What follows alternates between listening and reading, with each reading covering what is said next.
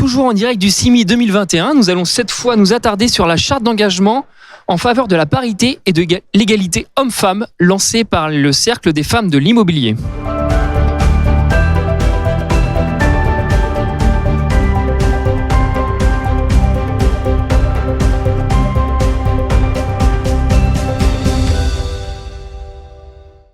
Bonjour Stéphanie Ben-Simon. Bonjour Benoît.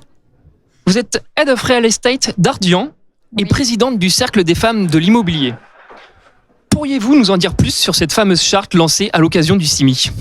Oui, bien sûr. Alors, vous dire déjà que c'est un des événements importants de ce CIMI 2021, le lancement de cette charte. Je vais vous rappeler peut-être un petit peu le contexte de cette charte donc en faveur de la parité qui a été initiée par le Cercle des femmes de l'immobilier. Vous dire déjà que le Cercle des femmes de l'immobilier, c'est une association qui a été créée il y a plus de 25 ans par 5 grandes femmes qui ont eu des carrières très importantes dans le secteur, Joëlle Chauvin, Valérie Brité, Anne Keuch notamment, et qui avait, le Cercle des femmes a toujours eu à cœur vraiment de mettre en avant le talent des femmes et la recherche de l'égalité. Donc ça, c'est très important. C'est un peu dans ce cadre-là qu'on a essayé de faire un état des lieux dans notre secteur, qu'on estimait avoir peu de mesures, beaucoup d'interrogations sur où on en était.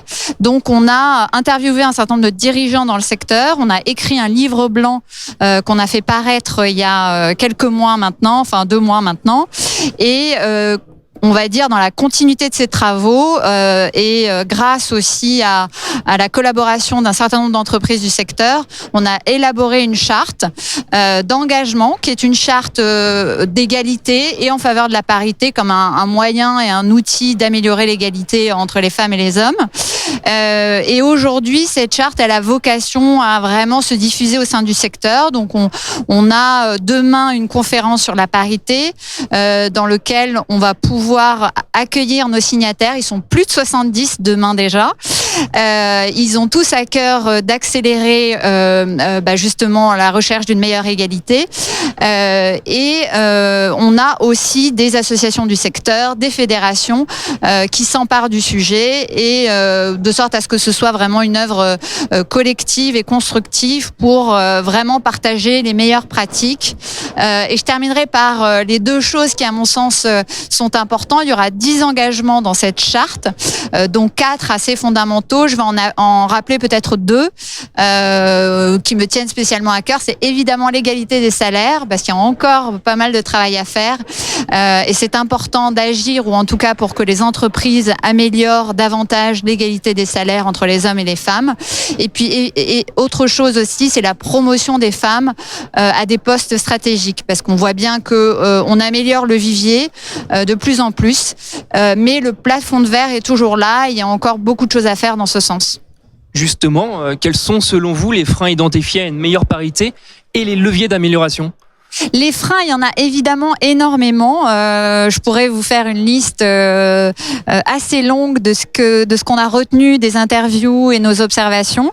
Je dirais qu'il y a 2 sortes de grands freins. Le premier, on est quand même dans des métiers techniques.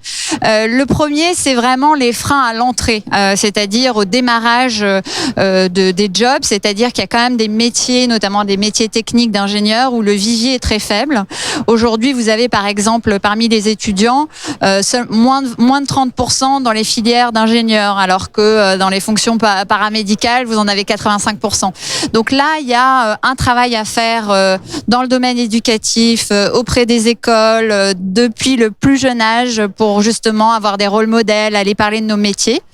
Il y a des métiers dans lesquels on s'est considérablement amélioré. Il y a, quand vous regardez les masters dans l'immobilier, par exemple, il y a aujourd'hui une majorité de femmes, donc la possibilité justement d'avoir ce vivier dans certaines fonctions.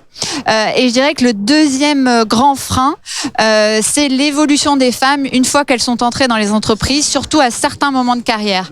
Et là, on est vraiment sur les biais, quoi. C'est pourquoi est-ce qu'on promet telle femme ou tel homme, et comment est-ce qu'on s'assure que les femmes, à certains moments de leur carrière, justement, elles osent, elles sont déterminées, et que l'entreprise aussi s'adapte aux évolutions de vie qui font que elles ont besoin d'accompagnement aussi à certains moments de leur vie, tout comme les hommes aujourd'hui de la jeune génération. Et c'est vrai que le mouvement, on le voit et on le ressent aussi beaucoup venir des jeunes générations.